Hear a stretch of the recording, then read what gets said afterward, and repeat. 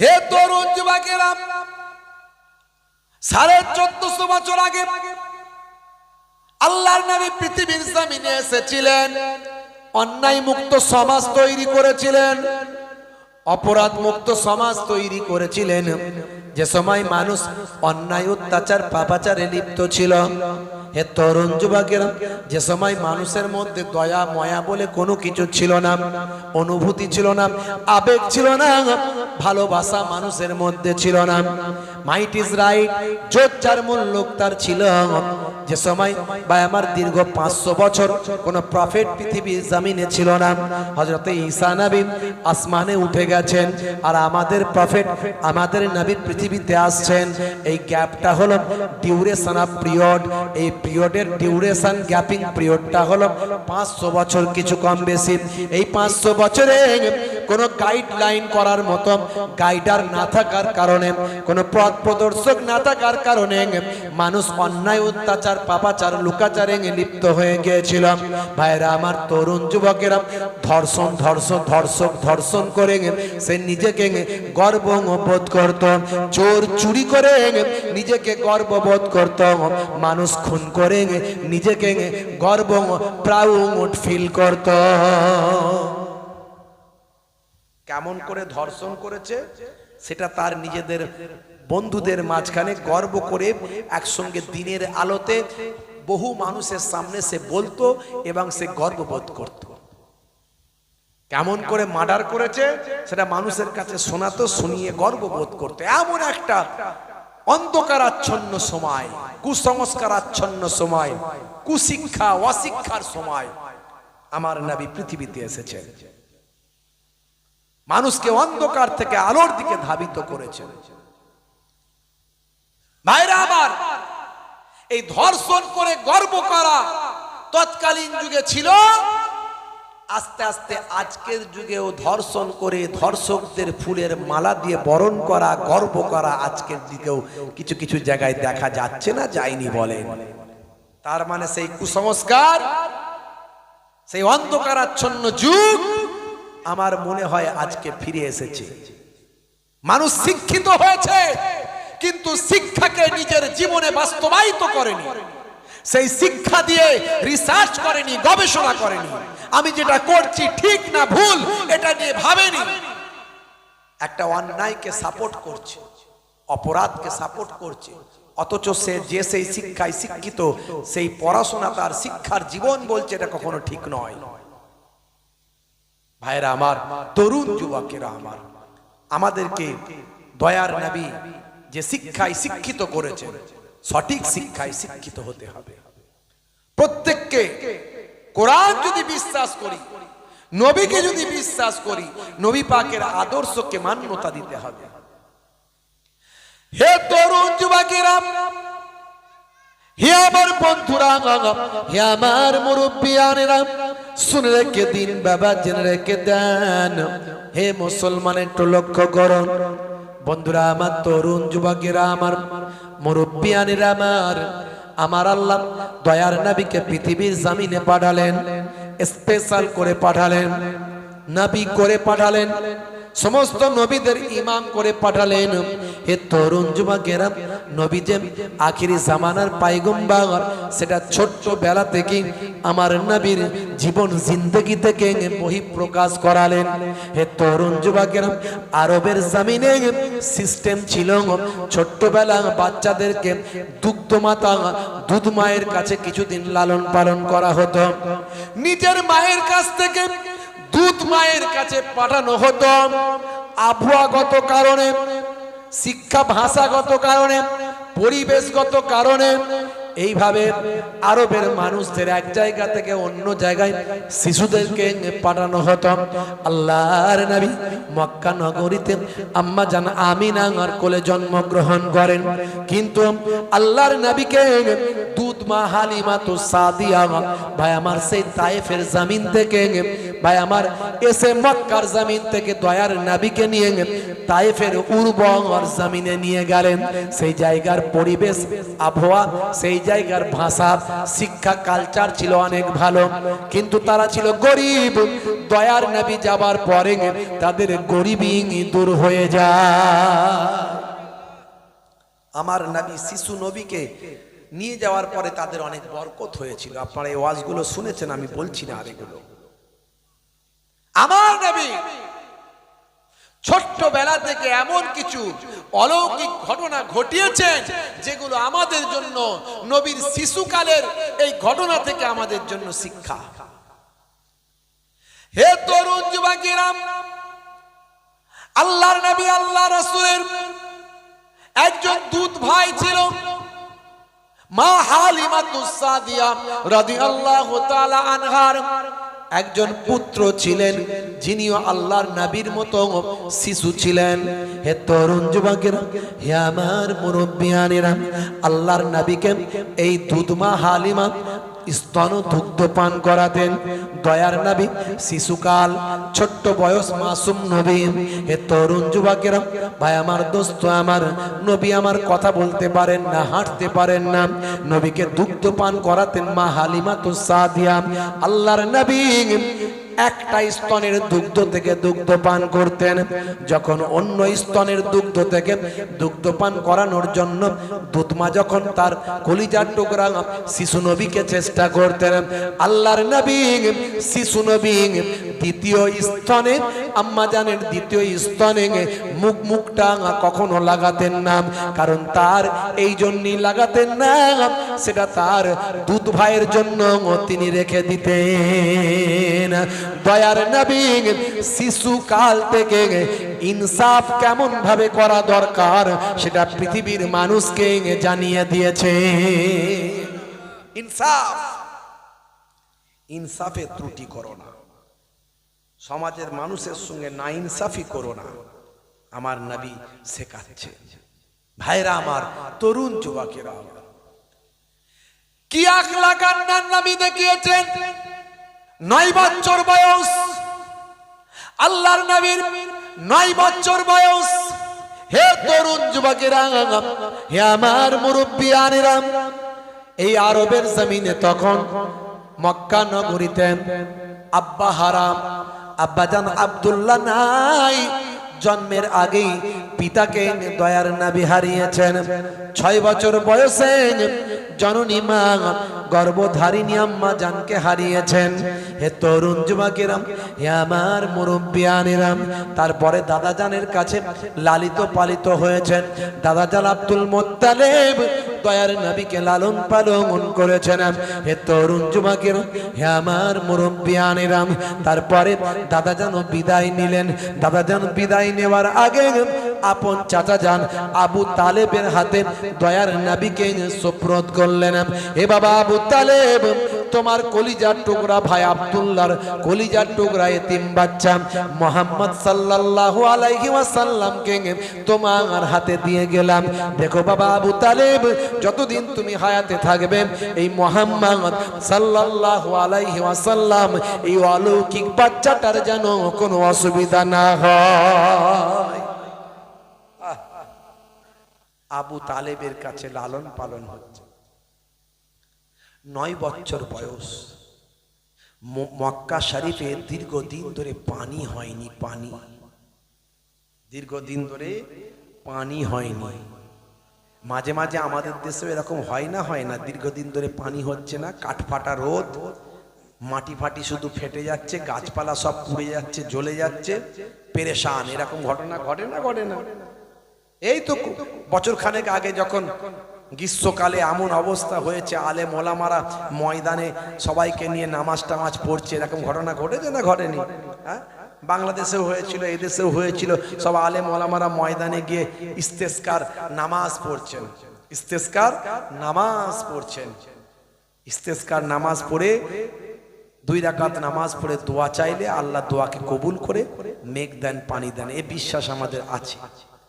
আবার কিছু মানুষ দেখবেন এই রকম পরিস্থিতিতে ব্যাঙের বিয়ে দিচ্ছে, শুধু ব্যাঙের বিয়ে বলে, ব্যাঙের বিয়ে দিলে নাকি ব্যাঙ খুশি হয়ে যাবে, পানি হবে, ডাকবে আওয়াজ করে, পানি দাও পানি দাও পানি দাও, পানি আসবে। এরকম আছে না নাই? হ্যাঁ, ব্যাঙের বিয়ে দিচ্ছিল। যার যেটা ধারণা, বাপ কথা ঠিক না ভুল।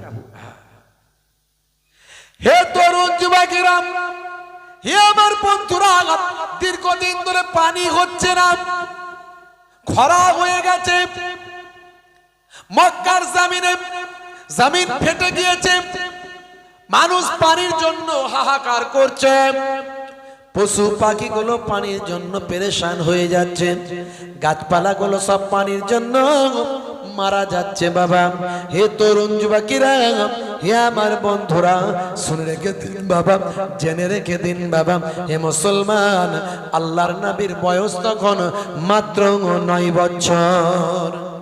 আরবের জমিনে তখন বড় বড় লিডার যারা ছিল, এই বড় বড় বিভিন্ন গোত্রের বিভিন্ন দলের লিডার সংখ্যা হলো 32।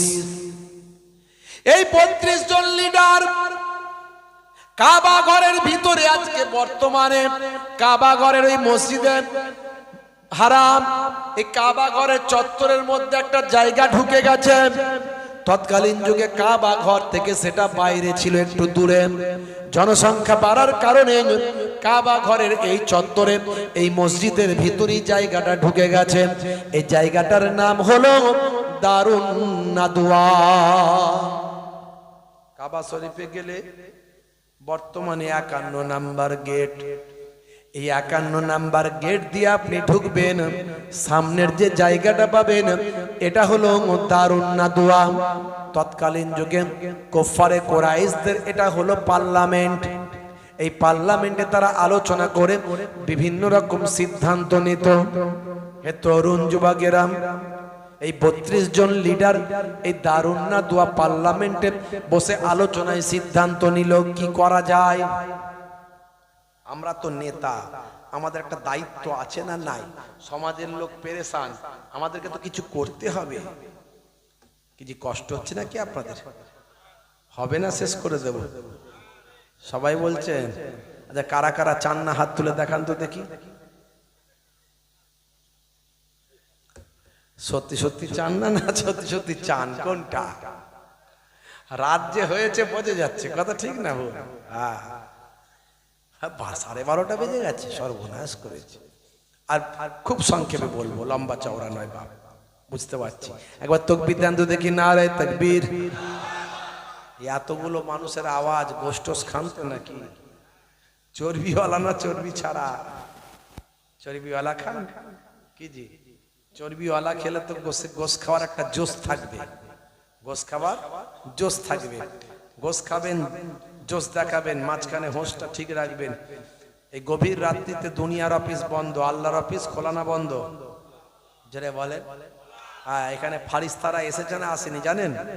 সব জায়গায় যেখানে কোরআন হাদিসের কথা হয় ফারিস্তারা হাজির হয়, আল্লাহর নবীর হাদিস, নবী পাকের হাদিস থেকে। তাহলে ফারিস্তাদের মাঝখানে আমরা বসে আছি, আমাদের কত কপাল ভালো, বুঝতে পারছেন? এই 1 ঘন্টা আলোচনা শুনলে আমি বলেছি সারা জীবন নফল ইবাদতের থেকে ভালো। কত বড় দরজার মানুষ আমরা হয়ে গেছি এখন। জান্নাতের বাগানে বসেছি, ফারিস্তাদের মাঝখানে বসে আছি। অনেক নেককার ইমানদার জেনেরাও এখানে এসে হাজির হন, জোরে বলেন সুবহানাল্লাহ। তাদের মাঝখানে আছি, আমাদের জোশ বাড়বে না কমবে?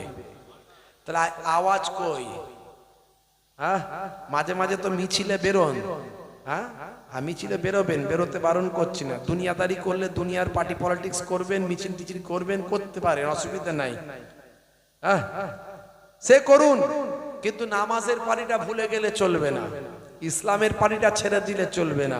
সে দাদা দিদি স্লোগান দিচ্ছেন দিন, কিন্তু আল্লাহর স্লোগান বাদ দিলে হবে না, বুঝতে পারছেন? ওরে বাপ রে বাপ, দাদা দিদি স্লোগান দিতে গিয়ে মাথা খারাপ। হ্যাঁ, 35 কেজি ওজন, মিছিলের আগে তিরিং তিরিং করে লাপাচ্ছে, বলছে দে ডান্ডা করে দেব ঠান্ডা। উড়ি সর্বনাশ, গায়ে গোশ নাই, গোবরে চর্বি, ঠেলে দিলে উল্টে পড়ে যাবে। নাম রেখেছে হিম্মত আলী, বুঝতে পারছো? চোখে দেখতে পাই না, নাম রেখেছে নজর আলী। গায়ের পাশে দাঁড়ানো যায় না, এত দুর্গন্ধ, নাম রেখেছে আতর আলী। মুসলমানের ছেলে নাম কি? বলছে ডায়মন্ড। হাতে ধরেছে স্মার্টফোন, কানে লাগিয়েছে হেডফোন, গান শুনছে পাগল মন। ফারিস্তা বলবে শোন, কবরে গেলে বুঝবি তখন। ভাইরা আমার, তরুণ যুবকেরা আমার, গোশ খেয়েছেন, একটু জোশ দেখান, জোরে সোরে ইসলামের স্লোগানটা দেন, নবীর স্লোগানটা দেন, আল্লাহর স্লোগানটা দেন। দুনিয়াদারি করছেন, দুনিয়ার পার্টি করুন, করতে বারণ করেনি, কিন্তু মানুষ মারার পার্টি করবেন না, খুন খারাপির পার্টি করবেন না। আজকে একজন অন্য দল করে বলে তাকে আঘাত করলেন, একদিন আপনিও পার্টি ছেড়ে দেবেন, সেও ছেড়ে দেবে, কিন্তু মুখে মুখ দেখাতে পারবেন তখন? ভাইরা আমার, পার্টিকে নিজের ইমান মনে করে নেবেন না। দুনিয়াদারি করতে গেলে পার্টি করুন, কিন্তু পার্টি আপনার ইমান নয়। এমন পার্টি করবেন না যে আপনার বউ বেওয়া হয়ে গেল, ছেলেগুলো এতিম হয়ে গেল, বা অন্যের বউকে বেওয়া করলেন, ছেলেগুলোকে এতিম করে ফেললেন, এরকম পার্টি করবেন না। পার্টি করুন, করতে বারণ করি না। লাল পার্টি, নীল পার্টি, সবুজ পার্টি, হলুদ পার্টি, কালো পার্টি, ব্লু পার্টি, কিন্তু নামাজের পার্টি ছেড়ে দেবেন না। চাচা আমার মিছিলে এমন আওয়াজ দিয়েছে, লড়তে হবে, লড়তে হবে, লড়তে হবে, লড়তে হবে, ভোট দেবেন কোনখানে? আমাদের ওইখানে। কল হবে, রাস্তা হবে, পায়খানা হবে, কল হবে, রাস্তা হবে, পায়খানা হবে। বাপ রে বাপ, 70 বছরের চাচা বেঁকে বেঁকে এমন আওয়াজ দিয়েছে, দুপুরবেলা চাচিকে এসে বলছে পানি দাও, পানি পানি পানি। চাচি তো বুঝতে পারে না, বলছে কি ব্যাপার রে বাপ, কি ব্যাপার? চাচি বুঝতে পারেন, মনে করছে মানে ভোগ লেগেছে, ভাত খাবে দুপুর বেলা। আধ ঘন্টা পরে ভাত তরকারি নিয়ে এসে যখন দিচ্ছে, বলছে হতভাগী পানি দিতে বললো। বুঝতে পারছি, হতভাগী পানি দিতে বললো। তোমার গলার আওয়াজ কেন এরকম হয়ে গেল? বলে ও তুই বুঝবি না, দাদা দিদিকে খুশি করার ব্যাপার ছিল। দাদা দিদিকে খুশি করতে গিয়ে গলা বসিয়ে ফেলেছে। বুঝতে পারছি, সে বসান অসুবিধা নাই, কিন্তু আল্লাহকে খুশি করার জন্য একটু আওয়াজ দেওয়া দরকার আছে না নাই? একটু জোরে সোরে আওয়াজ দেন, নারে তাকবীর। সবাই মিলে দিলে আওয়াজটা বাড়তো না কমতো? অনেক বাড়তো। ইসলামের গাড়ি সবসময় 100-এ চালাবেন, আল্লাহু আকবার ধ্বনি দেবেন, দেখবেন যত বদমাইশ, যত শয়তান, যত বেঈমান, যত জালেম সব দূরে সরে যাবে। একসঙ্গে যদি ইমানি শক্তি নিয়ে আল্লাহু আকবার ধ্বনি দেন, বিপদ সব কেটে যাবে। জোরে বলুন সুবহানাল্লাহ। নারে তাকবীর, একসঙ্গে নারে তাকবীর, নারে তাকবীর। সিলসিলা হক ফুরফুরা শরীফ, সিলসিলা হক মুজাদ্দিদুজ জামান, পীরনগর হরিণ খোলা দরবার শরীফ, হরিণ খোলা দরবার শরীফ। নারে তাকবীর, নারে রিসালাত, নারে রিসালাত, নারে তাকবীর। এটা কি জায়গা জানো? কাকরাসুতি গ্রামের সালে সব বলুন না মারহাবা। কাকরাসুতি গ্রামের কমিটি বৃন্দ, গ্রামবাসী বৃন্দ জোরে বলুন মারহাবা। নারে তাকবীর। মাশাআল্লাহ মাশাআল্লাহ। ঘুম পাচ্ছে না তো? 12টা বেজে 12:30, মানে আমাদেরও 12টা, ঘড়িরও 12টা। ওরে সর্বনাশ, চাচা স্পিড বেড়ে গেছে, চালিয়ে যান। আপনি তো চালিয়ে যান বলবেন, কিন্তু পরিবেশ না ঠিক না করলে না। এই মজলিসে বসে লাল নীল স্বপ্ন দেখে, লাল নীল স্বপ্ন দেখে। হুজুর টান দিয়ে ওয়াজ করে যাচ্ছে, ও বেটা আকাশে উড়ে বেড়াচ্ছে প্লেনে। বুঝতে পারছেন, বাইরে যাওয়ার শখ ছিল, ও তখনই বাইরে যাচ্ছে বিদেশে। মাঝে মাঝে দেখবেন 4 চাকা চালাচ্ছে, গাড়ি চালাচ্ছে মজলিসে বসে বসে। ফার্স্ট গিয়ার, ডান দিকে সেকেন্ড গিয়ার, বাম দিকে থার্ড গিয়ার, খালি first gear, second gear, third gear, এরকম করতে করতে দেখা গেল ফার্স্ট গিয়ার মারতে মারতে ব্যাক গিয়ার, এদিকে কাত ওদিকে কাত, হুজুরের দিকে পা করি মজলিসে। আছে না নাই? তো বুঝে সুঝে বাবা ওয়াজ করতে হবে, কথা ঠিক না ভুল? পরিবেশ দেখে ওয়াজ করতে হবে, বেশি সময় ওয়াজ করে লাভ নাই, উলোবনে মুক্ত ছড়িয়ে লাভ নাই। বাবা যেটুকু শুনলে কাজ হবে সেটুকু শোনাও। হে তরুণ যুবকেরা, খুবই সংক্ষেপ করে বলে, আল্লাহর নবীর বয়স তখন 9 বছর।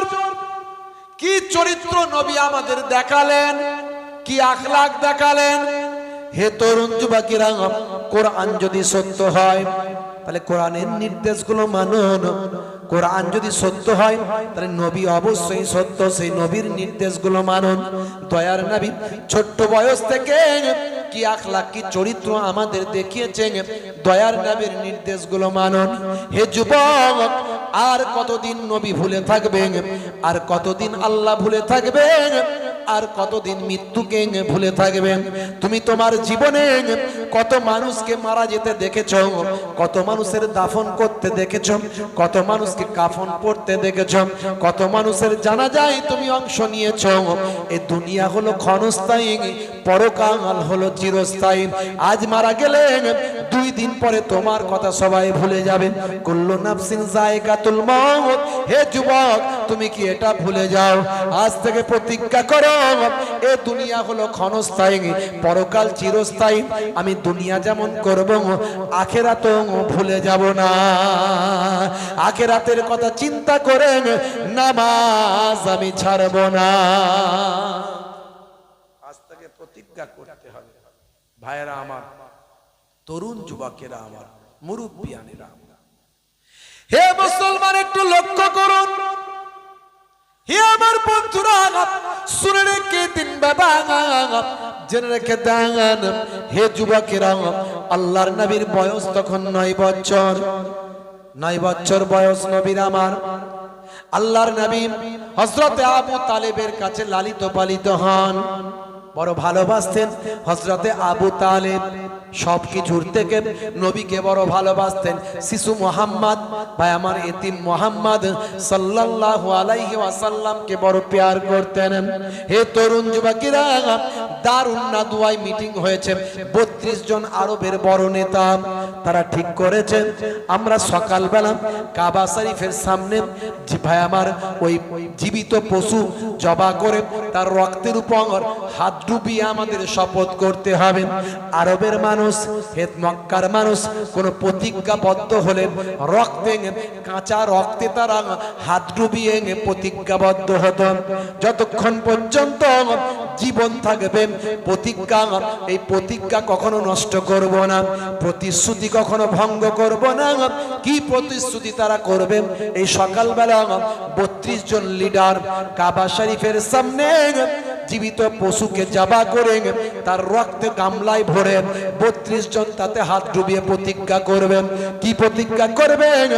কাবা শরীফের দেওয়াল ধরে আমরা থাকব যতক্ষণ না আল্লাহ পানি দেন। এই কাবার মালিক যতক্ষণ না পানি দেন, আমরা কাবা শরীফের দেওয়াল ছাড়ব না, একজনও ছাড়ব না। 32 জন কাবার দেওয়াল ধরে আমরা প্রার্থনা করব। নবী আসার আগেও কাবাকে কিন্তু সবাই আল্লাহর ঘর বলে মনে করত। এই জন্য হজ কিন্তু বাবা আদম নবী থেকেই শুরু হয়েছে। কাবা তওয়াফ বাবা আদম নবী থেকেই শুরু হয়েছে, বুঝতে পারছেন? কাবা কিবলা হয়েছে আমাদের নবী থেকে। জোরে বলেন সুবহানাল্লাহ। আগে মানুষ নামাজ পড়তো বাইতুল মুকাদ্দাসের দিকে মুখ করে নামাজ পড়তো। সমস্ত নবীদের জামানাতেই নামাজ ছিল, রোজা ছিল, কিন্তু এরকম সিস্টেমেটিক নামাজ রোজা ছিল না। কিন্তু নামাজ রোজা ছিল। এই জন্য আসমানি কিতাবগুলোতে অন্যান্য নবীদের কথা পাওয়া যায়। কোরআন মাজিদে আমরা বলি আদম, আসমানি অন্যান্য কিতাবগুলোতে এই যে ইহুদি নাসারা এরা বলে অ্যাডাম। আমরা বলি আদম, ইহুদি নাসারারা বলে অ্যাডাম। আমরা বলি মা হাওয়া, তারা বলে ঈব। আমরা বলি দাউদ, তারা বলে ডেভিড। আমরা বলি সুলাইমান, তারা বলে সুলেমান। আমরা বলি মুসা, তারা বলে মোজেস। আমরা বলি ঈসা, তারা বলে যিশু। আমরা বলি মারিয়াম, তারা বলে মেরি। এই তাওরাত তাওরাত বলি, আমরা বলি তাওরাত, ওরা বলে তোরা। হে তরুণ যুবকেরা, হে আমার বন্ধুরা, শুনে রেখে দিন বাবা, জেনে রেখে দেন। হে মুসলমান একটু লক্ষ্য করুন। তাহলে অন্যান্য নবীর জামানাতেও তখনও নামাজ ছিল, ইবাদত ছিল। তখনকার মানুষদেরকে অন্যান্য নবীরা তারাও হেদায়েত করতেন, আল্লাহর পথে, নবীর পথে নিয়ে আসার চেষ্টা করতেন। কিন্তু তখনও মানুষ অন্যায়, অত্যাচার, পাপাচারে লিপ্ত থাকতো। হে যুবকেরা, হে আমার মুরব্বিয়ানেরা, মানুষ যখন পাপের মধ্যে লিপ্ত থাকে, আমার আল্লাহ জমিনি আসমানি গজব তাদের উপর দেন। জমিনি আসমানি গজব তাদের উপর দেন। এই জন্য কখনো ভূমিকম্প, কখনো আইলা লাইলা, এগুলো হয় না? হয় না? করোনা মারাত্মক, করোনা বলছে ও করোনা এবার ছাড়ো না, আর আমি পারি না, উনি সর্বনাশ। এ কি করছো বলো না, ও যেখানে হাত দেয় আমি দিলে ধরো না। ভয়ঙ্কর ব্যাপার, যেটা আমাদেরকে বোঝায় সেটাই আমরা বুঝি, কি আর করব বলেন। বলছে ওরে বাপ রে বাপ, ও শরীরে করোনা ঢুকে আছে, ও যদি ওখানে হাত দেয় ওই করোনা সেখানে চলে যাবে, অন্যজন হাত দিলে সেখান থেকে আবার ব্যাকে চলে আসবে, কি বিপদ। আচ্ছা এখন আমরা এটা নিয়ে ভাবলে মনে হয় না যে আমরা কত বোকা ছিলাম তখন? কথা ঠিক না ভুল? হাই রে হাই, মানুষকে যা বোকা বানায়, খালি মিডিয়া প্রচার, একটু ভালো করে খাইয়ে দিলি মানুষ খেয়ে নেয়, পরে ভাববে যে কত আমি বোকা ছিলাম তখন। এটা আবার হয় কখনো? করোনা ওখানে ঢুকে গেল, ওখান থেকে আমার শরীরে চলে এলো, কি অবস্থা। বন্ধুরা আমার, তরুণ যুবকেরা আমার, এগুলো এক একটা গজব, পাপের ফল। মানুষ অন্যায় পথে চলছে, নবীর পথ ছেড়ে দিয়েছে, আল্লাহর পথ ছেড়ে দিয়েছে, আল্লাহ তাদের উপর শাস্তি আরোপ করেছে। এরকম হয়েছে জমিনি আসমানি শাস্তি, কখনো আল্লাহর পক্ষ থেকে আসমান থেকে গজব নেমে এসেছে, কখনো জমিন থেকে গজব হয়েছে, আবার কখন জালেম বাদশা তাদের উপর নিয়োগ হয়েছে। জালেম বাদশা এসে জুলুম করছে, করছে না করেনি? এই করছে না করেনি বলেন?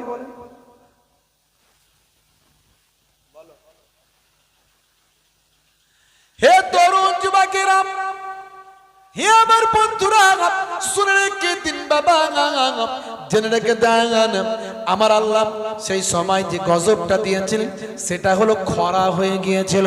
বন্ধুরা আমার, তরুণ যুবকেরা, এই 32 জন বাবা বড় বড় নেতা, তারা কিন্তু তাদের প্রজাদের কথা চিন্তা করতাম যে আমার প্রজারা বিপদে আছে, এই দায়িত্ব আমাদের, তাই পানি যখন হচ্ছে না আমাদেরই কিছু করতে হবে। হে যুবকেরা, হে আমার বন্ধুরা, সকালবেলা এই কাবা ঘরের চত্বরে তারা গেল, জীবিত কতগুলো পশু জবা করে তার রক্ত গামলা, বালতি ভর্তি গামলা ভর্তি রক্ত নিল। এই রক্ততে 32 জন তাদের ভাই আমার কনুই পর্যন্ত হাতটা ডুবিয়ে দিয়ে প্রতিজ্ঞাবদ্ধ তারা হলো, আমরা মরে গেলেও কাবার দেওয়াল ছাড়ব না, কাবার মালিকের কাছে প্রার্থনা করব যতক্ষণ না আকাশ থেকে বৃষ্টি বর্ষণ না হয়। এই 32 জনের ভিতরে হযরতে আবু তালেব আল্লাহর নবীর চাচা জানো ছিলেন। সকালবেলা যখন আল্লাহর নবীর চাচা যান কাবা ঘরের চত্বরের দিকে যাবেন প্রতিজ্ঞাবদ্ধ হওয়ার জন্য, এমন সময় এই ভাই আমার শিশু নবী 9 বছর বয়স, সেই সময় চাচা জানেন জামার কাপড়টা টেনে ধরলেন, আমি যাব। চাচা জান বললেন, বাবা মোহাম্মদ তুমি যেও না, তুমি বাচ্চা বয়স ছোট মানুষ, তুমি যেও না, ওখানে বড় বড় নেতা বড় বড় লিডারেরা আসবে। কিন্তু নাছর বান্দা আল্লাহর নবী শিশু নবী চাচা জানের কাপড়টা টেনে ধরলেন। চাচা জান বড় প্যার করতেন, বড় ভালোবাসতেন, আর এতিম মুহাম্মদ সাল্লাল্লাহু আলাইহি ওয়াসাল্লামের নূরওয়ালা চেহারাখানা এতটাই অ্যাট্রাকশন ছিল যে এই চেহারাখানাকে বিতাড়িত করতেন, তাড়িয়ে দিতেন কেউ আর পারত না। হযরতে আবু তালেব তো পারতেন না, এতিম মুহাম্মদ সাল্লাল্লাহু আলাইহি ওয়াসাল্লামের চেহারাখানা নূরওয়ালা চেহারা তার হৃদয়টা বিগলিত করত। আহারে এই বাচ্চাটাকে আমি ছেড়ে কেমন করে যাই। সকালবেলা আল্লাহর নবী শিশু নবীকে নিয়ে চাচা আবু তালেব কাবা শরীফের চত্বরে গিয়ে হাজিরা দিলেন। এমন সময় বাকি নেতারা বলল, আবু তালেব তুমি কি আর জায়গা পেলে না, তোমার ভাতিজাকে এখানেও নিয়ে আসতে হলো। সারা এলাকার মানুষ কাবা ঘরের চত্বরে জড়ো হয়েছে। মক্কার বড় বড় নেতারা পানির জন্য কি ব্যবস্থা করছে, দূরে সব আত্মীয় স্বজন আছেন, আল্লাহর নবীকে চাচা যান বললেন, বাবা মুহাম্মদ তুমি যাও আমার ওই পরিবার আত্মীয়দের কাছে চলে যাও, ওই দূর থেকে দেখো আমার কাছে এসো না। হে তরুণ যুবকেরা, আল্লাহর নবী নিরুপায় হয়ে আত্মীয় স্বজনের কাছে দূরে চলে গেলেন। এদিকে তারা হাত ওই রক্তের মধ্যে প্রবেশ করিয়ে প্রতিজ্ঞাবদ্ধ হলেন।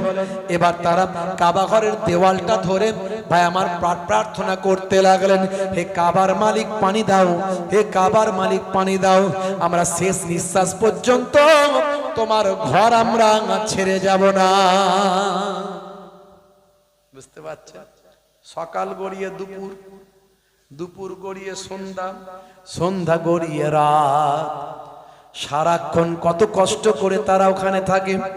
পরের দিন আবার সকাল, সবাই বাড়ি চলে যায় রাতের বেলা, সন্ধ্যা বেলা। কত মানুষ এইভাবে দিনের পর দিন আর আসতে পারে না। কয়েকদিন কেটে গেল, দয়ার নবী আত্মীয়দের সঙ্গে চলে আসেন।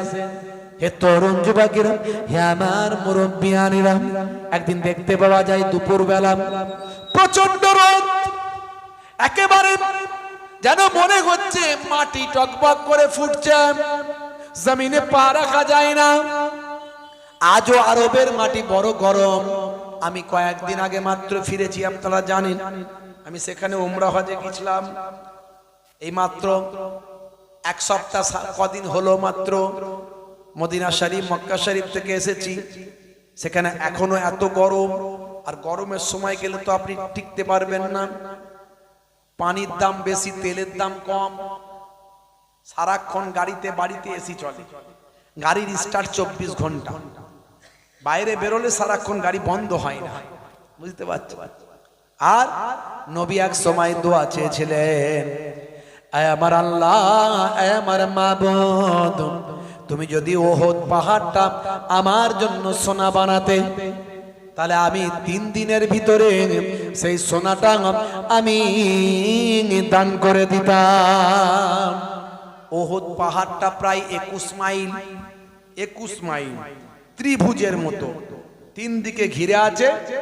একজন ট্যাক্সি ড্রাইভার বলল যে হুজুর জানেন না 3 দিকে ঘিরে আছে ত্রিভুজের মতো, এটা ঠিক, তবে ওটা যদি লেখা হয়, লিখলে মিম হা মিম দাল মিম হে মিম দাল মোহাম্মদ, এই নবী পাকের নামের সঙ্গে যেন মনে হয় এই ওহদ পাহাড়টা মিলে যায়। হে তরুণ যুবকেরা, আল্লাহর নবী শুধু দোয়া চেয়েছিলেন, যদি আল্লাহ ওহদ পাহাড়টা সোনা বানাতেন আমি 3 দিনের ভিতর দান করে দিতাম। আল্লাহর নবী বলেননি ওহদ পাহাড়কে সোনা বানিয়ে দাও, শুধু একটা দোয়া চেয়েছিলেন, যদি বানাতেন তাহলে আমি দান করে দিতাম। দানের গুরুত্ব বোঝাতে, দানের ফজিলত বোঝাতে নবী আমার এটা বলেছিলেন। হে তরুণ যুবকেরা, তারপর থেকে আমার আল্লাহ আরবের জমিনকে সোনার জমিন বানিয়ে দিলেন।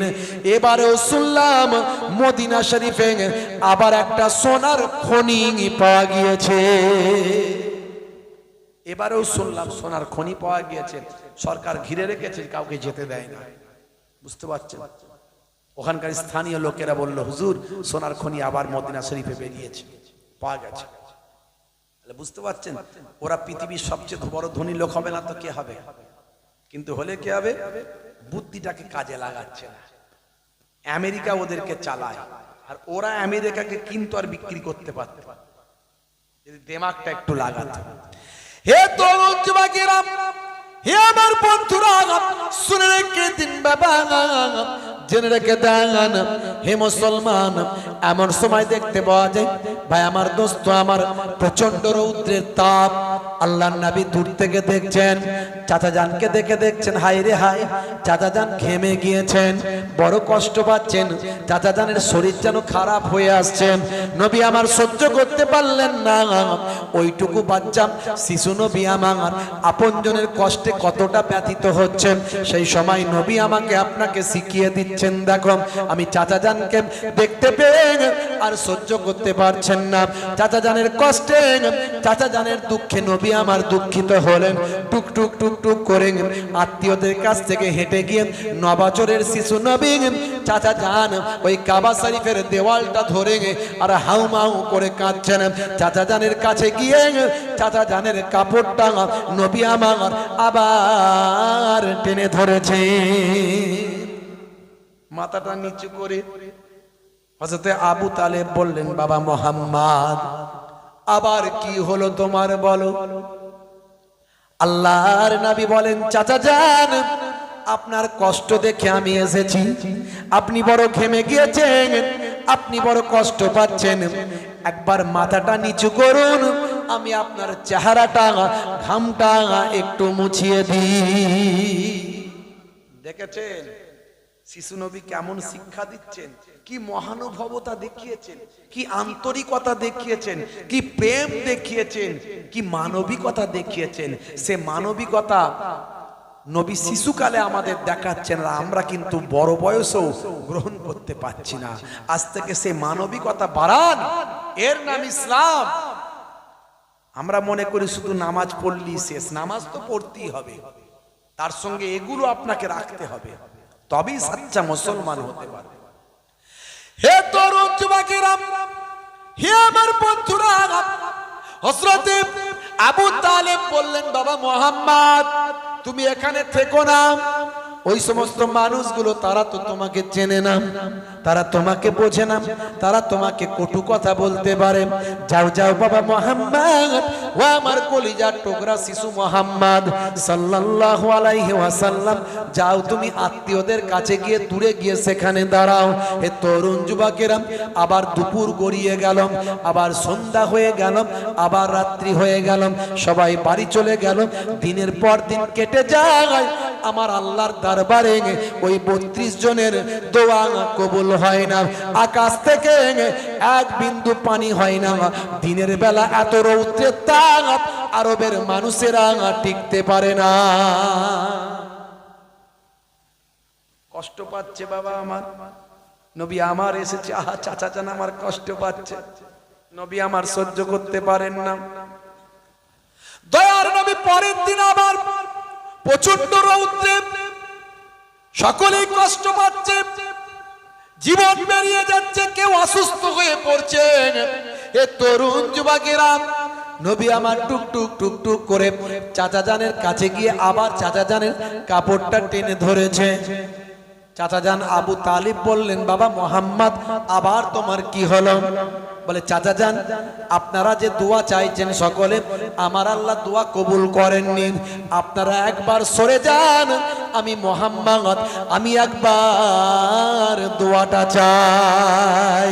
আমি যদি দোয়া চাই, আমার আল্লাহ ফেরাবেন না। জোরে হবে না, জোরে হবে না। আবু তালেব বললেন, বাবা মুহাম্মদ, আমি তো বুঝেছি, কিন্তু এরা কি আর বুঝেছে? এরা তো আর বোঝেনি, এরা তোমার কথা শুনবে না। তুমি ছোট মানুষ, তুমি এখানে আর থেকো না, যাও, চলে যাও, তুমি চলে যাও। আবার মনটা খারাপ করে দয়ার নবী চলে গেলেন। চাচা জানের কষ্ট সহ্য হয় না, চাচা জানকে আর কষ্ট দিতে চাইছেন না, কিন্তু নিরুপায় আবার চলে গেলেন। আবার দিন যায়, সন্ধ্যা যায়, রাত যায়, আবার সকাল হয়। হে তরুণ যুবকেরা, হে আমার বন্ধুরা, পরের দিন আবার প্রচন্ড রৌদ্রের চাপ, মানুষ টিকতে পারে না। শিশু নবী আমার থাকতে না পেরে আবার চাচা জানের কাছে এসে আবার কাপড়টা টেনে ধরেছেন। কি হলো বাবা মুহাম্মদ সাল্লাল্লাহু আলাইহি ওয়াসাল্লাম? মা দয়ার নবী বলেন, চাচা জান, আপনারা একবার সরে আসুন, আমাকে একবার সুযোগ দেন। আপনারা তো এত চাইলেন, পানি হলো না। আমি মুহাম্মদ, আমি চাইলি পানি হবে। হে তরুণ যুবকেরা, কিছু সরদার, কিছু নেতা, তারা বলল একবার তাকে সুযোগ দাও। আবার কিছু জন বলেন, না না, এটা কখনো হতে পারে না, এটা আমাদের সম্মান নষ্ট। আমরা এত বড় বড় নেতা, আর আমরা একটা বাচ্চা ছেলেকে দোয়া চাওয়ার জন্য দেব?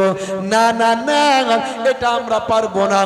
এমন সময় নেতাদের মধ্যে বাকবিতণ্ডা যুদ্ধ, বাকযুদ্ধ শুরু হলো।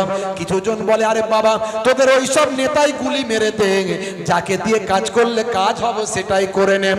এই বলে নিজেদের মধ্যে বাকবিতণ্ডা জড়ো হলো। শেষে অবশেষে সবাই সরে তারা চলে এলো। বলল বাবা মুহাম্মদ তুমি হলে অলৌকিক বাচ্চা, আমরা সেটা জানি। আচ্ছা তুমি যখন একবার সুযোগ নিতে চাও তুমি একবার মহান স্রষ্টার কাছে প্রার্থনা করে দাও। আল্লাহর নবী বললেন আপনারা আমার পেছনে আসুন আর আমাকে আপনাদের সামনে দিন। তিনি হলেন নবী, তিনি পেছনে থাকবেন আর বাকিরা সামনে থাকবে, হয় নাকি? আপনারা পেছনে আসেন, আমাকে সামনে দিন। হে তরুণ যুবকেরা, আল্লাহর নবী ছোট্ট বয়স 9 বছরের বাচ্চা, সেই সময় শিশু নবী একথা বলার পর 32 জন নেতা শিশু নবীর পেছনে চলে গেল। দয়ার নবী আমার সামনে চলে এলেন, এসে কাবা শরীফের চত্বরে দাঁড়িয়ে একবার মাথাটাকে আকাশের দিকে শুধু তুললেন। তোলার সঙ্গে সঙ্গে আকাশের রৌদ্র মেঘে ঢাকা পড়ে গেল। হে তরুণ যুবকেরা, নবী আমার মাথাটা একবার নামালেন, আবার একবার মাথাটা উপরের দিকে তুললেন। তোলার সঙ্গে সঙ্গে কালো মেঘ থেকে কয়েক ফোঁটা করে বৃষ্টি শুরু হলো। তারপরে দয়ার নবী আমার মাথাটা নামিয়ে নিলেন, আবার একবার তুললেন। তোলার সঙ্গে সঙ্গে আকাশ থেকে অফুরন্ত পানি নাজিল হলো। জোরে হবে না নারে তাকবীর, নারে তাকবীর। ভাইরা আমার, ছোট্ট বয়সে শিশু নবী আমাদেরকে এত কিছু শেখালেন। বাবা দেখো, দয়া, রহম, মানবিকতা আমি তোমাদের ছোট বয়সে শিখিয়ে দিচ্ছি। এরকম অনেক ঘটনা, আমি বেশি কথা বলবো না। আমি বলার চেষ্টা করেছি কোরআন সত্য, উদাহরণ দেওয়ার চেষ্টা করেছি বিজ্ঞানসম্মত, বাস্তবসম্মত। আজকের যুগেও প্রাসঙ্গিক যারা আমার নবীকে নিয়ে, কোরআন মাজিদ নিয়ে কটূক্তি করে, আমি তাদের বলবো আপনারা বাংলায় আছে নবীর জীবনী, বাংলায় আছে কোরআন মাজিদ, একটু পড়াশোনা করুন। পড়াশোনা করে তারপরে যদি ভালো না লাগে আপনি মানবেন না। আর আপনি পড়াশোনা করলেন মানেই যে আপনাকে মেনে চলতে হবে, নবীকে মেনে নিতে হবে, এমনটাও নয়। আমিও তো অনেক বড় বড় অথার পণ্ডিতদের কথা আমার বক্তব্যে তুলে ধরি। আমি আমার বক্তব্যে মাদার টেরেসার উদাহরণ দিই, শ্রী রামকৃষ্ণ পরমহংসদেবের উদাহরণ দিই, স্বামী বিবেকানন্দজির উদাহরণ দিই, বুঝতে পারছেন? জিসাসের উদাহরণ দিই। তারা বলে যিশু, আমরা বলি ঈসা, ঈসা নবীর উদাহরণ দিই। তার মানে আমি খ্রিস্টান হয়ে গেলাম না, তার মানে আমার ধর্ম পাল্টে গেল না, বরং আমার উচিত বড় বড় মনীষী, ভালো মানুষ যারা মনীষী, বড় বড় ধর্মীয় ব্যক্তিত্ব, তাদের সম্মান করা। যে প্রকৃত ধার্মিক হবে সে অন্য ধর্মের ধর্মীয় ব্যক্তিদের সম্মান করবে। ধর্ম মানুষকে ধার্মিক বানায়, ধারণ করতে শেখায়, সৎ বানায়, অনেস্ট বানায়। ধর্মের দোহাই দিয়ে যদি কেউ অন্যায় করে বুঝতে হবে সে অপরাধ করছে, অন্যায় করছে। আর যদি বলে এটা আমার ধর্মে শিখিয়েছে, বুঝতে হবে সেই ধর্মটার ডাউট আছে। কারণ কোন ধর্ম মানুষকে খারাপ হতে শেখায় না কখনো। ভাইরা আমার, তরুণ যুবকেরা আমার, মুরব্বিয়ানেরা আমার, আজ থেকে প্রতিজ্ঞা করুন কোরআন সত্য, নবী সত্য। তাহলে সেই নবীর নির্দেশ সারাটা জীবন নবী আমার চেষ্টা করলেন যাতে বান্দা নামাজি হয়। কারণ নামাজি হলে আপনার কাছ থেকে পাপ অপরাধ সব সরে চলে যাবে। ইন্না সলাতা তানহা আনিল ফাহশাই ওয়াল মুনকার, নামাজ তোমাকে অশ্লীলতা, অন্যায় থেকে দূরে সরিয়ে দেবে। সেই জন্য নামাজি হতে হবে আমাদের। নামাজের সময় হলে বললে হবে না যে আমার কাজ আছে, নামাজ ছেড়ে দিলে হবে না। নামাজের সময় হলেই নামাজি হতে হবে, নামাজ পড়তে হবে। নামাজ আপনাকে, আপনার দোয়া কবুল হবে, নামাজ আপনাকে কামিয়াবি দান করে দেবে।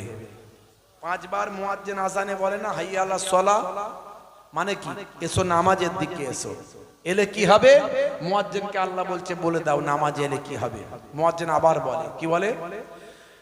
হাইয়া আলাল ফালাহ,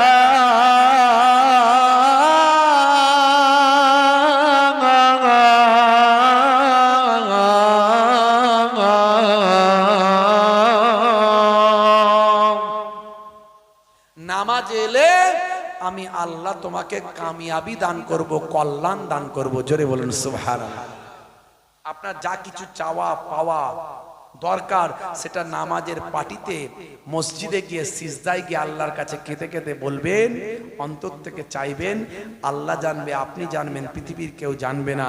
অল্প দিন বলতে বলতে আল্লাহর দরবারে যখন কবুল হয়ে যাবে, আপনি সেখানে কামিয়াবি হাসিল হয়ে যাবে। তাই নামাজ ছাড়বেন না।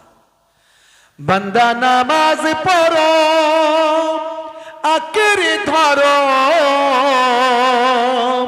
ছেড়ো না নামাজ এই জীবনে,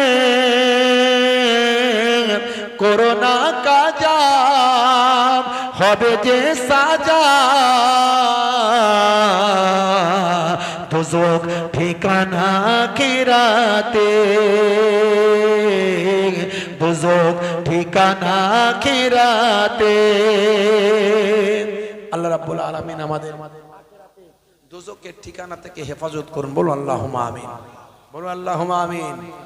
ফজর গেল ঘুমে ঘুমে, জোহর বেলাতে কাজ, আসর গেল তাসার আড্ডায়, মাগরিব হেলা ফেলায়।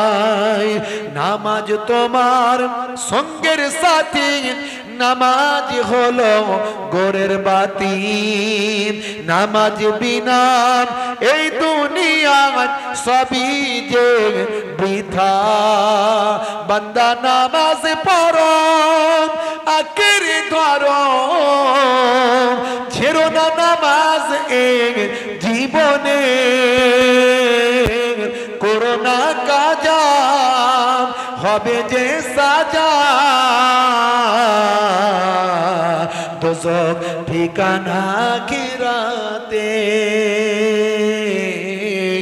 দোজখ ঠিকানা আখিরাতে। আল্লাহ রাব্বুল আলামিন আমাদের আখিরাতের দোজখ থেকে, জাহান্নাম থেকে আমাদের হেফাজত করুন। বলো আল্লাহুম্মা আমিন, বলো আল্লাহুম্মা আমিন। কারা কারা নামাজি হতে চান একটু হাত তুলে দেখান তো দেখি। অনেকে হাত তুলছেন না। ক্যান্সার হতে পারে, কিন্তু প্যারালাইসিস হতে পারে, হার্ট অ্যাটাক হতে পারে। হাত তোলেন। নারে তাকবীর, নারে তাকবীর। সিলসিলা হক মুজাদ্দিদুজ জামান, সিলসিলা হক মুজাদ্দিদুজ জামান, হরিণখোলা দরবার শরীফ, কাকরাসলি গ্রামের ইসালে সব কর্মী বৃন্দ, শ্রোতা বৃন্দ, গ্রামবাসী বৃন্দ, নারে তাকবীর, নারে রিসালাত। মাশাআল্লাহ, মাশাআল্লাহ। ভাইরা আমার, তরুণ যুবকেরা আমার, নামাজটা ছাড়বেন না বাপ। সবচেয়ে বড় ইবাদত বললাম, ছাড়বেন না। তবে ওয়াজ শোনা সার্থক। আর একটা, সেটা হলো মুখের দাড়ি। যত সুন্নত বললাম, কোন সুন্নত কবরে গেলে দেখা যাবে না, একটা সুন্নত দেখা যাবে, মুখের দাড়ি। বড় দাড়ি রাখতে যদি লজ্জা পান, ছোট হলেও রাখুন। এখন তো দাড়ি ফ্যাশন, দাড়ির মধ্যেও সায়েন্স আছে। আমি এর আগে বলেছি, ইন্টারনেটে আছে, কি সায়েন্স আছে সেখানে শুনে নিতে পারবেন। তবে দাড়ি এখন ফ্যাশন। বিরাট কোহলি, হরভজন সিং, লিওনেল মেসিরা দাড়ি রেখেছে, নেতা মন্ত্রী, খেলোয়াড়, প্লেয়াররা দাড়ি রেখেছে। বুঝতে পারছেন? দাড়ি রাখতে আপনার কিসের লজ্জা লাগে? হ্যাঁ, মোহেবুল্লাহ হুসাইনির মতো যদি বড় দাড়ি রাখতে লজ্জা লাগে, ছোটই রাখুন, কিন্তু ফ্যাশন মনে করে নয়। নেতা মন্ত্রী রেখেছে বলে নয়, খেলোয়াড় প্লেয়ার রেখেছে বলে নয়। আপনি দাড়িটা রাখছেন নবীর সুন্নত মনে করে। এই অবস্থায় যদি আপনার মৃত্যু হয়ে যায়, কবে কখন মারা যাবেন কোনো গ্যারান্টি নাই। কবরে দেওয়ার পরে মুনকার নাকির ফারিস্তা যখন আসবে, দেখতে পাবে ভাই আপনার মুখের দাড়িটা সেটা নবীর সুন্নত বলে রাখা। হতে পারে ওই দাড়িটা ছোট হতে পারে, কিন্তু নবীর সুন্নত বলে রেখেছিলে, ওই দাড়িটাই হবে তখন নাজাতের জারিয়া। আও কামা ক্বালা আলাইহিস সালাতু ওয়াত তাসলিম। وقال النبي صلى الله عليه وسلم من حب سنتي فقد أحبني ومن أحبني كان معي في الجنة إلى آخر الحديث أو كما قال عليه الصلاة والسلام।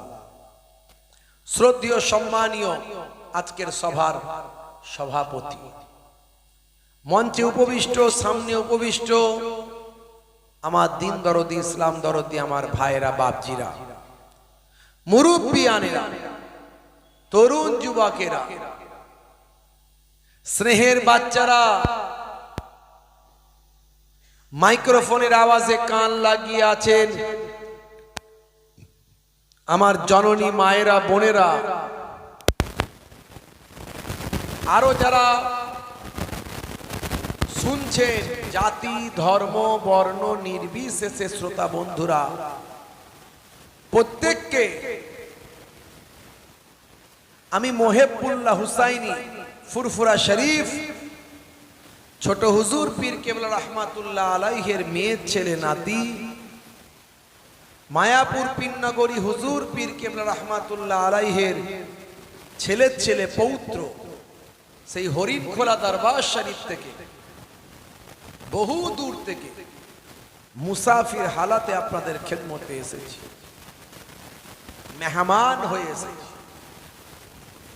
কিছু সময়ের জন্য দু চার কথা আলোচনা করব, করে আপনাদের খেদমত থেকে দোয়া করে দোয়া নিয়ে বিদায় নেব। ওমা তাওফীকি ইল্লা বিল্লাহ। আমার আল্লাহ যেটুকু আমাকে বলাবেন, দীর্ঘ সময়ের আলোচনার দরকার নাই।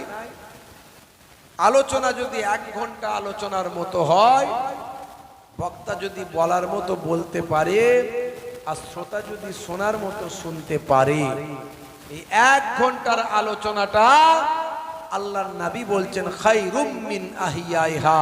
সারা জীবন ধরে যত নফল ভালো কাজ করেছে, যত নফল ইবাদত করেছে, ভালো কাজ করেছে, তার থেকে 1 ঘন্টা দিনের আলোচনা যদি শোনার মতো শোনে, এটা সারা জীবন নফল ইবাদতের থেকে ভালো। এটা আমার নানাজান ছোট হুজুর কেবলার কথা নয়, এটা আমার দাদাজান মায়াপুরী পীরনগরী হুজুরের কথা নয়, আমার ওয়ালিদ সাহেব আব্বাজান হরিণখোলা হুজুর পীর কেবলা শাইখুল হাদিস হুজুর কেবলার কথা নয়। এই কথাটা স্বয়ং দোজাহানের বাদশাহ রাহমাতুল্লিল আলামিনের কথা। কারণ 1 ঘন্টা আলোচনাতে আপনার জীবন বদলাতে পারে, আপনার ঈমান তরতাজা হতে পারে। আপনি এতদিন ধরে অনেক ইবাদত করছেন, কিন্তু ঈমানের জায়গায় আসল রোল নাম্বার ফাঁকা, রোল নাম্বার ফাঁকা। আর রোল নাম্বার যদি কেউ ফাঁকা রেখে অনেক লেখে, নাম্বার দেবে মাস্টার, পাস হবে? 1 ঘন্টায় আপনার রোল নাম্বারটা ঠিক হয়ে যেতে পারে, অনেক কিছু উপকার হতে পারে। এই জন্য আলোচনার মতো আলোচনার দাম আছে, বক্তার মতো বক্তব্যের মতো বক্তব্য বক্তার দাম আছে। আর কিন্তু শ্রোতাকেও সেইভাবে শুনতে হবে। এই জন্য বেশি শোনার দরকার নাই, অল্প শুনলেই হবে। হে তরুণ যুবকেরা, হে আমার বন্ধুরা, শুনে রেখে দিন বাবা, জেনে রেখে দেন, এই পৃথিবীতে আমার আল্লাহ আপনাকে আমাকে বেকার সৃষ্টি করেননি, খামোখা সৃষ্টি করেননি। এমনি এমনি পৃথিবীর জমিনে আমাকে আপনাকে আল্লাহ পাঠাননি। আমার আল্লাহ আপনাকে আমাকে পাঠিয়েছেন। কোরআন মাজিদে আল্লাহ বলছেন, মা খালাকতুল জিন্না ওয়াল ইনসা ইল্লা লিয়াবুদুন। হে তরুণ যুবকেরা, আমার আল্লাহ পৃথিবীর জমিনে আপনাকে পাঠিয়েছেন কেবলমাত্র ইবাদত করার জন্য। আল্লাহ বলছেন, মুসলমান বান্দা আমার, বান্দি শুনে রেখে দাও। হে যুবকেরা শুনে রেখে দাও। হে বিশ্বের মানুষ, হে পৃথিবীর মানুষ শুনে রেখে দাও, আমি পৃথিবীর জমিনে তোমাকে পাঠিয়েছি কেবলমাত্র আমার ইবাদত করার জন্য। মনে করবেন না ইবাদত মানে শুধু নামাজ। হ্যাঁ, ইবাদত গুলোর মধ্যে সবচেয়ে বড় ইবাদত হলো নামাজ। আফজালুল ইবাদাতে ইবাদাতুস সালাত, সবচেয়ে বড় ইবাদত নামাজ। শুধু মনে করলে হবে না নামাজটাই শুধু ইবাদত। আপনার ঘুমটাই ইবাদত নয়, এটা ভাববেন না আপনার ঘুমটাও ইবাদত। আপনি যখন হাসবেন, ভালো করে শোনেন, আপনি যখন হাসবেন, যদি নবী আনার তরিকায় হাসেন, হাসি হলো 3 ধরনের।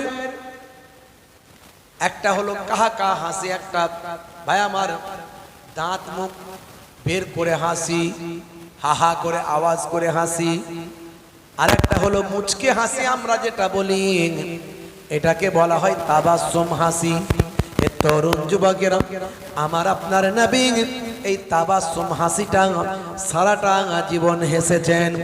আপনি আজ থেকে যদি প্র্যাকটিস করেন, আমি আওয়াজ করে হাসবো না, হাসি হাসি মুখটা হবে, শুধু দুটো হয়তো দাঁত বেরোলো আর হাসির মতো চেহারাটা হলো, এটা হলো তাবাসসুম হাসি। আমার নবী হেসেছেন, তাই আমি এই হাসিটা প্র্যাকটিস করছি। হে যুবকেরা, এই তাবাসসুম হাসি যদি আপনি হাসেন, নবী হেসেছেন বলে হাসছেন, সুন্নতের সওয়াবটা আমার আল্লাহ আপনার নামাজ আমলে দান করে দেবেন। অর্থাৎ আপনি হাসলেও সওয়াব আপনার হবে, ইবাদত হবে। হাসলেও ইবাদত, কাঁদলেও ইবাদত। আপনি আল্লাহর ভয়ে যদি কাঁদেন, আপনার জীবনের গুনাহ আল্লাহ মাফ করে দেবেন। তাহলে মুসলমান হাসলেও ইবাদত, কাঁদলেও ইবাদত, ঘুমালেও ইবাদত, জেগে থাকলেও ইবাদত। জোরে হবে না? আমরা মনে করি শুধু নামাজটাই মনে হয় ইবাদত, রোজাটাই মনে হয় ইবাদত। হে তরুণ যুবকেরা, হে আমার বন্ধুরা, শুনে রেখে দিন বাবা, জেনে রেখে দেন, আল্লাহর নবী আল্লাহ রাসূল জানিয়ে দেন বাবা, মুসলমানের উপর 5টা হক, অন্য হাদিসে বলা হয়েছে 6টা হক। হাক্কুল মুসলিমে আলাল মুসলিমে খামস, 5টা হক। রাদ্দুস সালাম, সালামের জবাব দিতে হবে। হ্যাঁ, সালাম দিলে কেউ জবাব দিতে হবে। সালাম দেওয়া সুন্নাত, আর জবাব দেওয়া ওয়াজিব। জোরে বলুন সুবহানাল্লাহ। ওয়াজিব মানে হলো বাধ্যবাধকতা, আবশ্যিক। না হলে যদি কেউ ওয়াজিব ছেড়ে দেয়, গুনাহগার হতে হবে। আপনি সালাম দিলে সুন্নতের সওয়াব পাবেন। সালাম যদি বাইচান্স না দিলেন, গুনাহ হবে না। তবে আল্লাহর নবী বলেছেন, আসসালামু কাবলাল কালাম, কথা বলার আগে দাও তুমি সালাম। সালাম দিয়ে কালাম করা শুরু করো, মানে কালাম মানে কথা, সালাম দিয়ে কথা বলা শুরু করো। তবে যদি বাই চান্স না দেন, গুনাহ হবে না। কিন্তু যদি আপনাকে সালাম দিয়েছে, উত্তর যদি না দেন, তাহলে গুনাহ হবে। বুঝতে পারছেন ইসলামের সিস্টেম?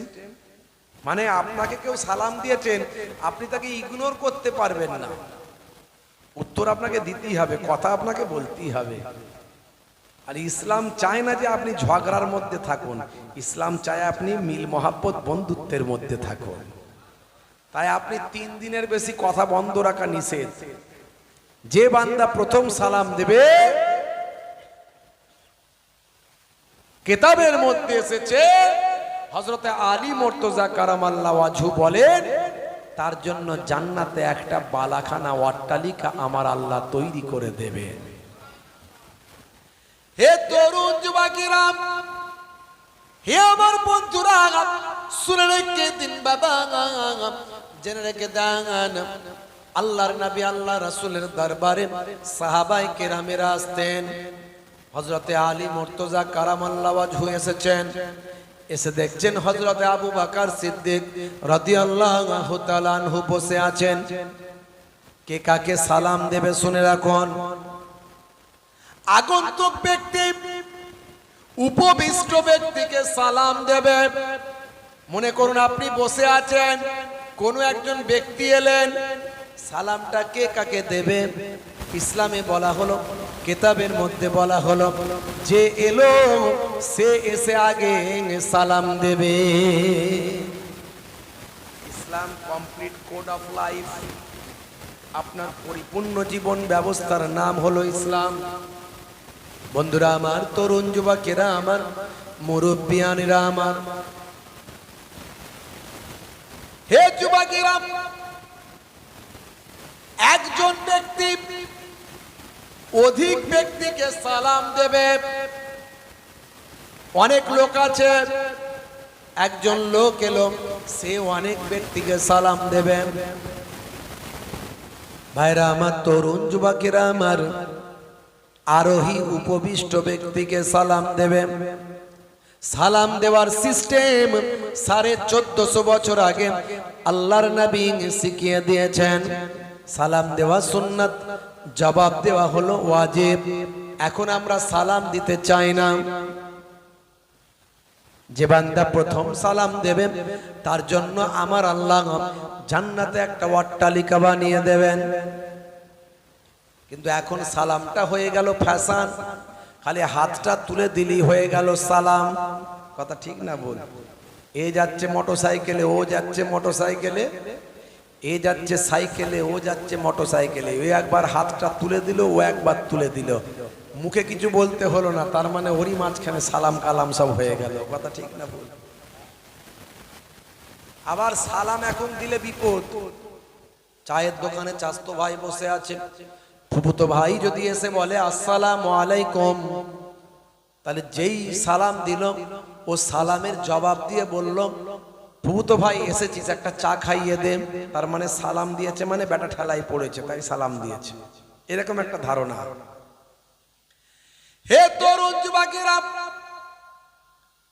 এখন হুজুর মনে করে শ্রোতা আমাকে সালাম দেবে,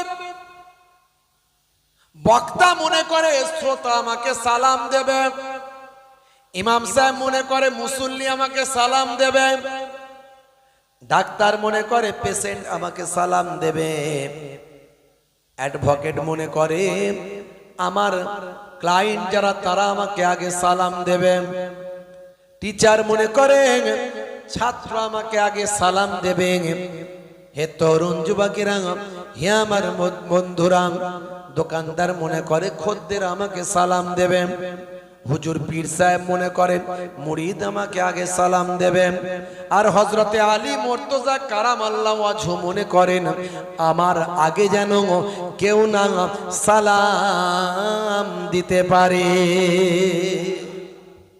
দেখেছেন? এখন সালাম আগে দিলে বলে তার নাকি ওয়েট কমে যায়, ব্যক্তিত্ব কমে যায়। হযরত আলী মুর্তজা কারামাল্লাহু ওয়াজহু বলেন আমি চেষ্টা করি আমার আগে না কেউ সালাম দিতে পারে। হে তরুণ যুবকেরা, হে আমার বন্ধুরা, শুনে রেখে দিন বাবা, জেনে রেখে দেন হযরতে আলী মুর্তজা কারামাল্লাহু ওয়াজহু এমন সময় আল্লাহর নবীর দরবার শরীফে এলেন। দরবার শরীফে বসে আছেন হযরতে আবু বকর সিদ্দিক হুজুর।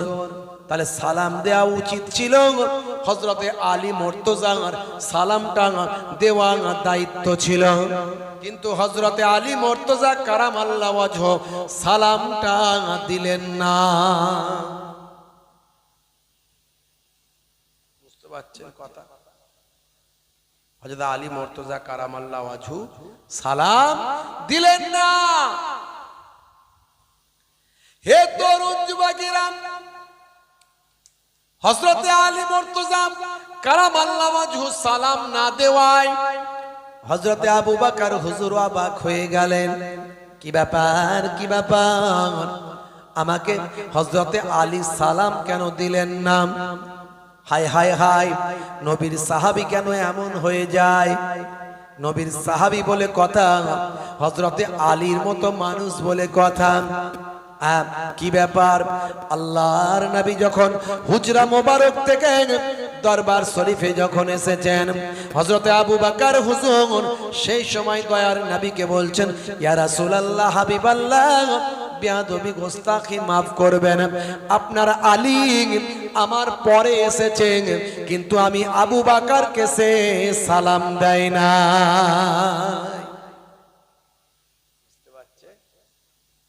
কত চিন্তা, কত গবেষণা, কত ভাবনা, কত গুরুত্ব, কত দায়িত্ব, কত আলোচনা, আমরা এগুলোকে পাত্তাই দিই না, এগুলোকে আমরা কিছু মনেই করি না।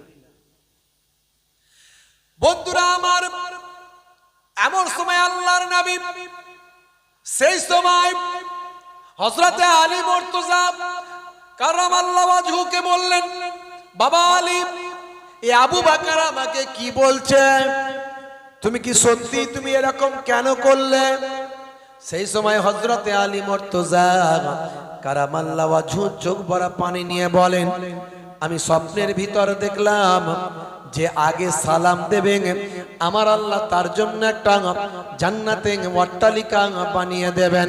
আমি চিন্তা করলাম আমি যদি আবু বকরকে সালাম দিই তাহলে সেই অট্টালিকা আমার আল্লাহ আমার জন্য বানিয়ে দেবেন। আমি চাইলাম এই অট্টালিকা যেন আবু বকরকে আল্লাহ দেন, তাই আমি আগে সালামটা আবু বকরকে না দিয়ে আবু বকরের কাছ থেকে আমি সালামটা নিলাম। দেখেছে ভাইরা আমার, সালামের কত গুরুত্ব। এই সালাম দেওয়া, সালামের উত্তর দেওয়া, এটা হলো এক মুসলমান আর এক মুসলমানের উপর হক। হাক্কুল মুসলিমি আলাল মুসলিমে খামস, রাদ্দুস সালাম, সালামের জবাব দেওয়া। আমরা মনে করি শুধু নামাজটাই ইবাদত, সালাম দেওয়া, সালামের জবাব দেওয়া এগুলো ইবাদত। বুঝতে পারছেন? হে তরুণ যুবকেরা, ওয়াইয়াদাতিল মারিজ, যদি তোমার প্রতিবেশী, আত্মীয় স্বজন, পাড়া প্রতিবেশী যদি কেউ অসুস্থ হয়ে যায়, তুমি তার দেখভাল করো, একটু দেখতে যাও, তুমি তার বিমার পুরসি করো, তুমি আত্মীয়তার বন্ধনটাকে রক্ষা করো। এই অসুস্থ ব্যক্তিকে দেখতে যাও, সে কেমন আছে তার খোঁজ খবরটা একটু রাখো। এটা হলো এক মুসলমান আর এক মুসলমানের উপর হক। শুধু তাই নয়, কোনো ব্যক্তি যদি তার প্রতিবেশী, আত্মীয় স্বজন, পাড়া প্রতিবেশী অসুস্থ হলে তার খোঁজ খবরটা যদি সে নিতে যায়, এই যাতায়াতের পথে আল্লাহর মালাইকা ফারিস্তা ওই আগন্তুক ব্যক্তির গুনাহ মাফির জন্য দোয়া চায়। এটাও একটা হক। তাহলে বিমারি অসুস্থ ব্যক্তিকে দেখতে গেলে আপনার ইবাদত হয়, আপনার নেকি হয়। শুধু নামাজই নেকি, শুধু রোজাই নেকি না, এগুলো নেকি। এই জন্য ইসলাম কমপ্লিট কোড অফ লাইফ। ঘুম থেকে ওঠা থেকে ঘুমাতে যাওয়া পর্যন্ত যা করবেন সবের মধ্যে ইবাদত। এই যে অসুস্থ ব্যক্তিকে দেখতে যাচ্ছেন, এর মধ্যে বিজ্ঞান বাস্তবতা, এর মধ্যে বাস্তবতা আছে না নাই? এটা বাস্তবসম্মত, এটা একটা দায়িত্বপূর্ণ কাজ। এই যে একে অপরের সঙ্গে সালাম দেওয়া, এই সালাম দেওয়ার মধ্যেও একে অপরের সঙ্গে একটা সুন্দর সৌহার্দ্য, সুন্দর ভ্রাতৃত্বের বন্ধন তৈরি হয়, একটা মহানুভবতা তৈরি হয়, একে অপরের মধ্যে একটা মেলবন্ধন তৈরি হয়। জোরে বলেন সুবহানাল্লাহ। তাহলে ইসলামে যা কিছু শেখানো হয়েছে সবটাই বাস্তবসম্মত, সবটাই আধুনিক, সবটাই বিজ্ঞানসম্মত, কোনোটাই অবৈজ্ঞানিক নয়। আমি কটা উদাহরণ দেব, দেখুন সালামের মধ্যে কি বাস্তবতা আছে একটু বলি। আসসালামু আলাইকুম মানে কি? মানে হলো তোমার উপর আল্লাহর শান্তি বর্ষিত হোক। আর ওয়ালাইকুম আসসালাম মানে কি? তোমার উপরেও আল্লাহর শান্তি বর্ষিত হোক। জোরে বলুন সুবহানাল্লাহ। আচ্ছা, এই যে আমরা অভিবাদনটা করলাম, এটা অন্যান্য ধর্মের মানুষের মধ্যেও আছে। যেমন ইংরেজরা একে অপরের সঙ্গে দেখা হলে, সকালে দেখা হলে বলে গুড মর্নিং, দুপুরে হলে বলে গুড নুন, বিকালে দেখা হলে বলে গুড ইভিনিং, আর বিকালে হলে গুড আফটারনুন, সন্ধ্যায় হলে গুড ইভিনিং, রাত্রে হলে গুড নাইট। মানে একটাও ব্যাড নাই, সবেতেই গুড। কথা ঠিক না? এরকম অন্যান্য ধর্ম তো আছে। হ্যাঁ, এখন মনে করুন আমাদের সলিমউদ্দিন ভাইয়ের সঙ্গে মিস্টার জনসন ইংরেজ, তার সঙ্গে একটা বন্ধুত্ব আছে, একে অপরের বিরাট বন্ধুত্ব।